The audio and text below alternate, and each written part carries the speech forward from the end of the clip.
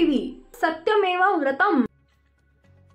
सुरेश धस यांना धनंजय मुंडे यांची सुपारी कुणी दिली? अमोल मिटकरी गेल्या काही दिवसांपासून सतत मंत्री धनंजय मुंडे यांना टार्गेट करण्याचं काम बीड जिल्ह्यातील काही राजकीय लोक करत आहेत। अमोल दुबे प्रकरणात जे तोंडघशी पडले ते सुरेश धस आज महायुतीचे आमदार, मात्र आपल्याला मंत्रीपद मिळालं नाही, पण मुंडे भाऊ बहिणींना मंत्रीपद मिळालं याचं पोटशूळ उठल्याचं दिसत आहे।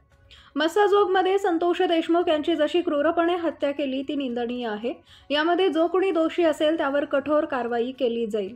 धनंजय मुंडे यांना मंत्रीपद मिळाल्याच्या असूयेतून सुरेश धस यांना लक्ष्य करत आहेत। जाणीवपूर्वक एकाच व्यक्तीचं राजकारण संपवण्याची सुपारी सुरेश धस यांना कुणी दिली आहे याचा तपास करण्याची गरज आहे। यासोबतच अंजली दमानिया आणि संजय राऊत, संदीप क्षीरसागर हे एकाच भाषेत कसं बोलतात? गेल्या काही दिवसांपासून सातत्याने महाराष्ट्राचे आमदार श्री धनंजय मुंडे साहेबांना टार्गेट करण्याचं काम पद्धतशीरपणे बीड जिल्ह्यातील काही राजकीय लोक करत असल्याचं दिसून येते। अमोल दुबे प्रकरणात जे तोंडघशी पडलेत ते सुरेश धस आज महायुतीचे आमदार आहेत, मात्र आपल्याला मंत्रिपद मिळालं नाही आणि दोघाही बहीण भावांना मंत्रिपद मिळालं। पंकजाताई आणि धनंजय मुंडे साहेब एकत्र आल्याचा पोटशूळ त्याच्या पोटात उठताना दिसतोय।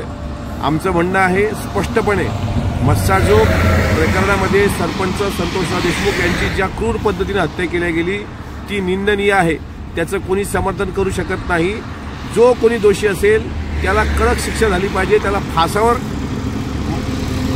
दिल्या गेलं पाहिजे, या भूमिकेचं सुरुवातपासून आम्ही स्वागत करतो आहोत आणि तीच भूमिका आदरणीय मुंडे साहेबांनी मांडली।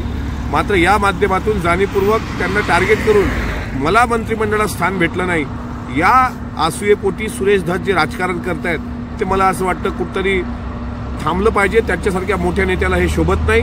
महायुतीचे ते घटक आहेत आणि याहीपेक्षा एक सामाजिक कार्यकर्ते जे कालपासून पुढे आले आहेत, काल खासदार संजय राऊतांना पुढे आणलं गेलंय, म्हणजे सर्व एकत्र येऊन संदीप क्षीरसागरबद्दल बोलण्यासारखं काही वेगळं नाही। जो स्वतःच्या वडिलांना इतक्या मोठ्या पद्धतीने जी व्यक्ती इज्जत देऊ शकते ती बाहेरच्यांबद्दल कशी असू शकते यात काही दुसरं सांगण्याची गरज नाही। मात्र जाणीवपूर्वक एकाच व्यक्तीचं राजकारण संपवण्याची सुपारी सुरेश धस यांना कुणी दिली, त्यांनी का घेतली याचं स्पष्टीकरण एकदा महाराष्ट्राच्या समोर आलं पाहिजे आणि मस्साजोग प्रकरण वळतं करायला, डायव्हर्ट करायला आणि आपली मागचे काळे कारनामे लपवायला सर्वांनी एकत्र मिळून काही वेगळं राजकारण सुरू केलंय का हे सुद्धा तपासलं पाहिजे। हमाम में सब नंगे होते हैं सुरेश अण्णा, त्यामुळं जे काही तुम्ही करता आहात हे त्या पीडित कुटुंबाला न्याय देण्यापेक्षा तुम्ही तुमचं स्वार्थी राजकारण करतात का हे बीडच्या जनतेला आणि सोबतच महाराष्ट्राला कळून चुकलं।